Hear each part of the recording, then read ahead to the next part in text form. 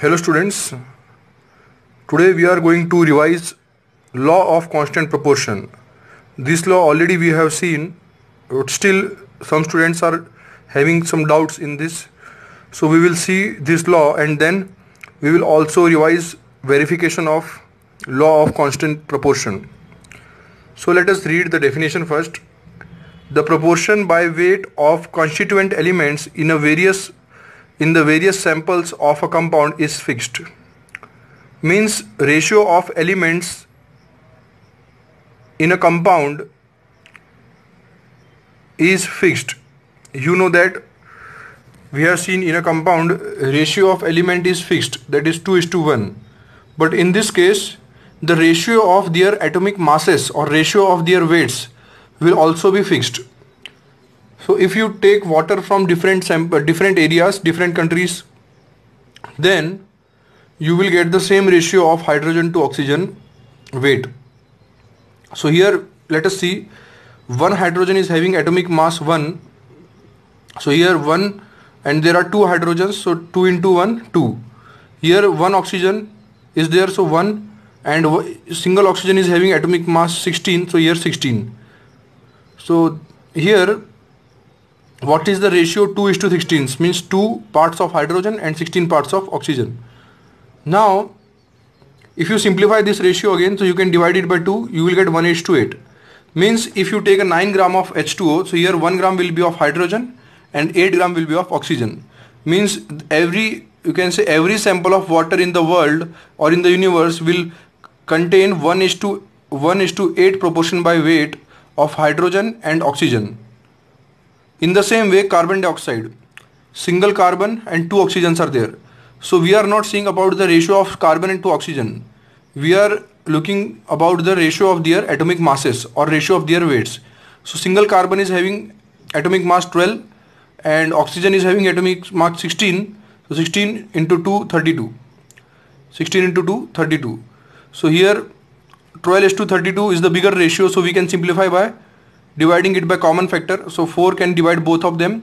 So by dividing it by 4, we get simplest ratio as 3:8. So if you have 44 gram of carbon dioxide, then according to 3:8 ratio we can get 12 gram of carbon and 32 gram oxygen. Here the simplest ratio will be also 3:8. You can see here after dividing it by 4, the ratio will be 3:8. Means the ratio is fixed. In the same way, copper oxide. So what is the atomic mass of copper?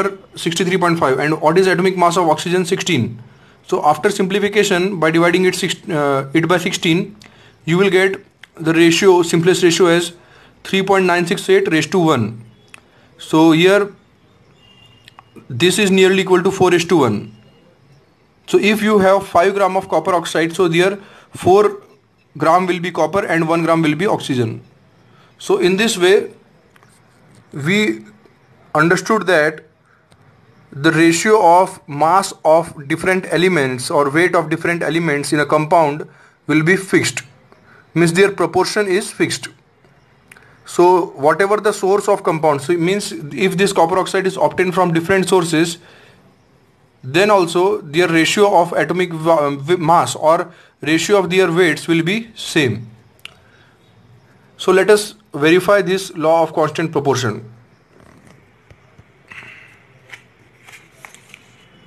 So here you can see we have obtained copper oxide from 2 different sources, copper carbonate CuCO3 and copper nitrate. Here that is CuNO3 twice. So decomposition means what? Heating any substance means its decomposition. So when we heat copper carbonate, we get copper oxide, that is lime, and when we heat copper nitrate, then also we get copper oxide lime. So sources are different but both are same compound. So here sources are different, so according to law of constant proportion, the ratio of atomic mass or ratio of mass of copper and oxygen will be same in both the samples. So let us verify this. So out of this copper oxide we have taken 8 gram of copper oxide. It may be 10-20 gram, whatever amount. So we have taken only 8 gram of copper oxide plus hydrogen. So this experiment already scientists have done, and they have verified the law of constant proportion, but we are only learning how they have verified. So here, out of this sample, we have taken 8 gram of copper oxide and reacted that 8 gram of copper oxide with hydrogen gas. Here also we have taken the same amount, because we have to check whether the ratio of copper and oxygen is same or not. So 8 gram of copper oxide is taken from this sample, and then this sample is also reacted with hydrogen gas. Now after reacting with hydrogen gas, both gave 6.4 gram copper and 1.8 gram water.